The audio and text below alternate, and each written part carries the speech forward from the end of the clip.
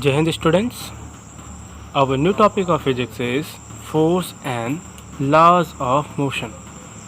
So there are two terms, force and this laws of motion. So first we will study about force. In previous chapter we discussed about motion, types of motion, acceleration and some graphs. We derived some formulas for motion. Here in this chapter we will study actually the cause of motion. When we apply the force on a body, the body comes in motion. So force is what? Force is a pull, a push or a kick, or you can say strike on a body, which causes the motion in an object. So this is the simplest ever definition for force. And students, you have gone through the basic things about force, the unit in class 8, units and types. So basically first we will discuss about types of the forces, then we will discuss the unit and something different, something more. There are two types of the forces. First one is contact type of force and second one is non-contact type of force.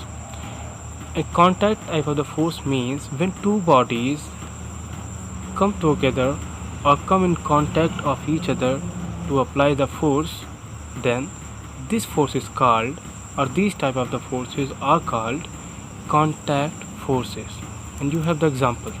If you raise something, if you pick something by means of your hand, it means you are applying your muscular force on that object, and without touching that you can't lift that. So this is the contact force. And you have another example. You have a magnet, and this magnet has to attract another magnet. These two magnets never need to be in contact.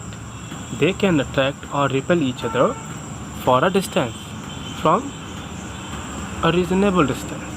It means this time the force do not need the actual contact of the bodies. So this is the non-contact type of the force. And I have other examples like gravitational force. You have electrostatic force. These all forces are non-contact type of the forces. Now we will discuss about effects of force on a body. A force can change the shape of an object. A force can change the velocity of an object. It means a force can accelerate a body or decelerate a body, or force can change the direction of the movement of the body. So whenever we need to change the velocity, we need to apply force there. You have some more examples. When you hit a ball by means of a bat, you can change the velocity, means you can change the speed and direction of that ball. So you have to apply a force for this purpose, and you applied, and now you are able to change the velocity. So for acceleration in a body, an external force is needed. You understood that. Now we will discuss balanced and unbalanced forces. When combination of forces cannot change the state of the body, then the forces are called balanced force. See how? On page number 115 there is an image and a table is given there. A wooden block is also there. What if we tie this wooden block by this and this end? We tie this by means of ropes and we pull it by the same magnitude, and we pull this in opposite direction, means in direction of x, in direction of y, in left hand, in right and left. This body doesn't move if the magnitude of the force is equal. Why? Because the force that you apply right side and left side, they both are equal, they both cancels effect of each other, and this time body doesn't move. So we can say on this body balanced force are being applied, or the force which is being applied on this body is balanced, because the resultant of the force is zero. Resultant of the force means the body is not moving, all the forces cancel each other and the body is still in rest condition. And what if I tie this box at this. What if I tie this wooden block only at this end by means of this X rope? This body will move. So this time the body is under unbalanced force, and this unbalanced force can change the velocity of the body. It means this time the body is going to be moved. Students, in these three diagrams you can see there are two children who are pushing the box to move ahead. There are two arrows. This arrow represents the efforts of these two children, and this arrow represents the frictional force which is being applied between the layers of this box and the ground. When these children apply force in forward direction and frictional force exists there, this box doesn't move. And if they increase their force, this box is still in rest condition. It doesn't move because actually frictional force is a self-adjusting force. For a duration, if you apply the force for a span, it can adjust the force. But at a condition when this frictional force is the maximum and this force which is being applied by the children is more than the frictional force, now body moves. So it means for these two conditions the force was balanced and therefore body doesn't move. In this condition the force becomes unbalanced and body moves in forward direction. One more thing you need to remember from here, that frictional force ever works in opposite direction of the force which is being applied on the body. Means if the force is being applied in forward direction, the frictional force is working in opposite direction. When we throw a ball in ground, the ball travels for some time and eventually the ball stops. What is the reason? Why does the ball stop? The reason is there is a friction between the layer of the ball and the ground, and this frictional force is working in opposite direction of the movement of the ball, and therefore after traveling some distance the ball stops. Here you can see this frictional force which is being applied as an external force on the body stops the ball. So our conclusion is, for acceleration, because ball stops, it had some velocity, eventually it stopped, it means there is an acceleration, the negative acceleration, and for this negative acceleration there must be a force, because a force can accelerate the body. Okay, so this force is acceleration force which is working in opposite direction. Now we have another example, and if you think, you all know how to drive cycle. We need to pedal the cycle, and when we pedal the cycle moves. So what if we stop pedaling the cycle? Your observation is that the cycle gradually stops. It covers some distance, but eventually it stops. What is the reason? The reason is there is a frictional force. But one more conclusion you can have here from this example. The conclusion is, to maintain the motion of this cycle, we need to pedal this cycle continuously. It means you can say, if a body wants to be in motion for long or forever, there must be an external force continuously being applied on the body. Maybe this is your conclusion here. I'm going to repeat this line again. Please listen carefully. If a body wants to move uniformly in a definite direction, then we need to provide an external force to that body to move ahead, because when you stop pedaling the cycle stops, and when you again pedal the cycle starts. This may be your conclusion, but actually this is not true. How and why? Let's see. There was a scientist, Galileo, and he did an experiment to understand this all phenomena. What he did, he just arranged two surfaces like this. These are the slopes, and he left a ball from here which rolls down because of the gravitational force. This gravitational force is the external force which is being applied on the ball to move it. And you know that when you leave something from a height with zero velocity it continuously increases the velocity until it reaches the ground. Why? Because continuously force is being applied, and if the force is being applied, there will be acceleration. So this ball is continuously getting down, and there's another consideration that the frictional force between this surface and the ball is zero, is negligible. In practical condition that is impossible, because in this world nothing is ideal. But for our experiment we have considered, or we made it approximate negligible. The acceleration between the ball and the surface is negligible. So when we leave the ball, the actual tendency he obtained is, when he left the ball came to this point. Why did it came here? Because of the gravitational force. It has some velocity when it reaches here, and now the ball starts moving upward, and it reaches to this point. And the observation says that in the two conditions, when ball is left from here and reaches here, means the diagram is given here, this one and this black line. Okay, see here, the height of the ball, the vertical height of the ball is same in both the condition. Means this, if the ball is left from here, the ball will rise again up to that height.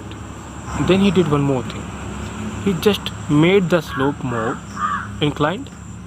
Means this time this slope is now inclined like this, and when he left the ball, comparatively this ball covers more distance, but the height of the ball, the vertical height of the ball is similar as it was in earlier condition. It means the ball covers more distance to cover the vertical height, the same height from which it was left. Now he did one more thing. He inclined the surface one more time, and when he inclined the surface one more time, the ball covers again more distance, but the vertical height is same.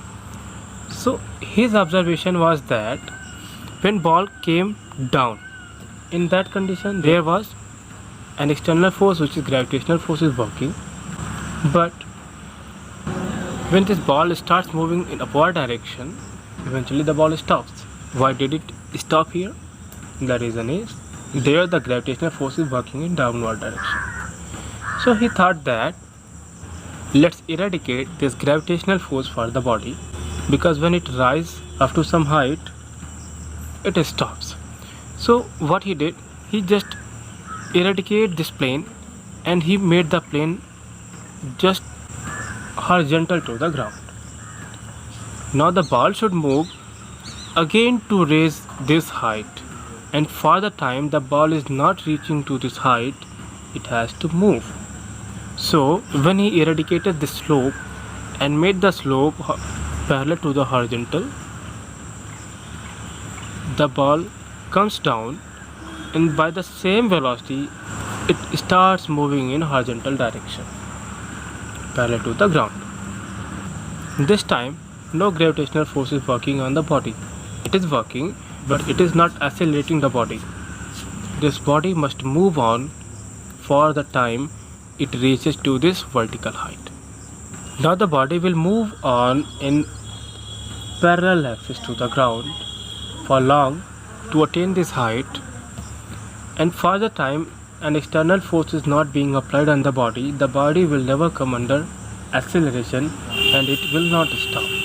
So here your observation is, when this ball rolls in this direction and there is negligible friction between the surface of the ball and the ground, this ball moves on, and the gravity which works in vertical directions, in upward or downward, it is not going to affect the body in horizontal plane.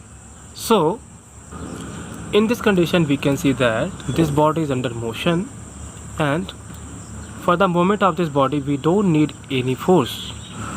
It means the consideration of us that for the continuous motion of a body we need an external force. That is incorrect. So what is the reason ball eventually stops?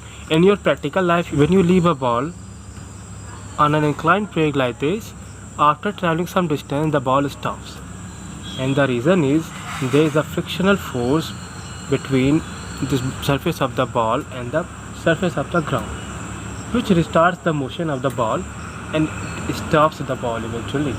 So if this frictional force will be eliminated, this ball will move in continuation for long before ever. And now Newton came and he studied Galileo's ideas on force and motion and presented three fundamental rules.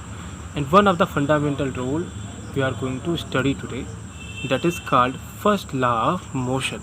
And according to that, an object remains in state of rest or of uniform motion in a straight line unless compelled to change that state by an applied force. In simple meaning, this line says that if a body is in stagnant condition, means if a body is under rest, it will not move unless an external force is being applied on the body. If you apply an external force on the body will move eventually. And if the body is moving in uniform motion, there will not be any change in its velocity, neither in direction nor in speed. For the time you apply an external force, and when you apply an external force, the body will change its velocity. So write down, this is very important. So this body will not change its state of motion, means the body is under rest, then it wants to be in rest. And if the body is moving, then it wants moving.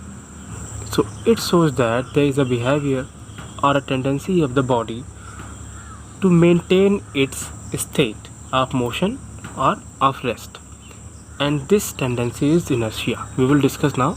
In other words, all objects resist a change in its state of motion,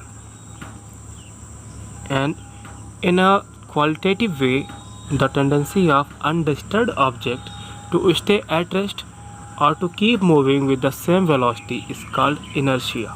And this is why the first law of motion is also known as the law of inertia. Do remember, this first law is also called law of inertia. So if I explain this law in general meaning, if you are in a bus and you have an observation, I'm sure you have seen and you have the experience of that. If the bus is in rest and suddenly it starts its motion, then you bend backward. What is the reason? Actually, the lower portion of our body is in direct contact of the bus, and the upper portion of our body is not in the direct contact of the bus, that is free from the surface of the bus. So when the bus starts, the lower portion of the body moves ahead, but the upper portion of the body is still in rest condition. So the lower portion goes ahead and the upper portion of the body bends backward. So our upper body wants to stay in rest condition, and that is why when the lower portion of the body moves ahead, it retards the motion and bends backward. And similarly, if the bus is moving and the driver applies the brake, what happens? All the passengers bend in forward direction. Again, the reason is inertia. How? The lower portion of the body is under the contact of the bus, so it stops suddenly, but upper portion of our body is still moving in forward direction. So when the bus stops, lower portion of the body also stops, upper portion of our body moves on in the forward direction, and therefore we bend in forward direction. So this is just because of the inertia, because our body also follow the inertia, it has mass, so we feel inertia. To understand this inertia in general words, you have a glass. Now you can do this experiment in your home. You have a glass and there is a cardboard and a coin, and the arrangement you can see it is here. What if you hit this cardboard? When you hit this cardboard is just thrown out from its place.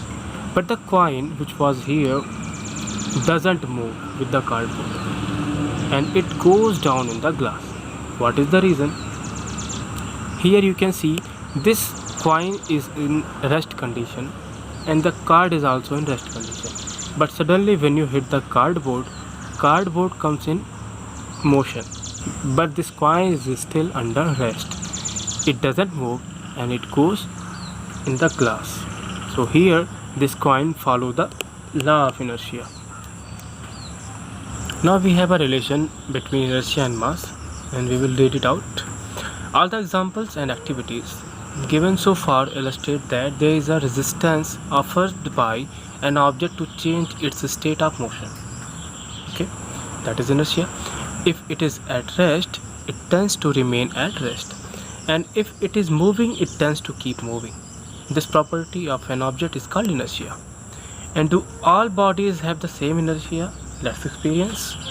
You have a football and a stone of football size. If you kick both the things,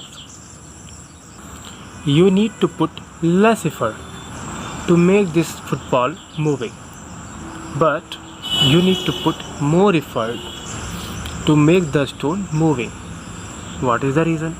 Actually the reason is, comparing to the football, this stone has less tendency to change the state of its motion, so it has more inertia. You have another example.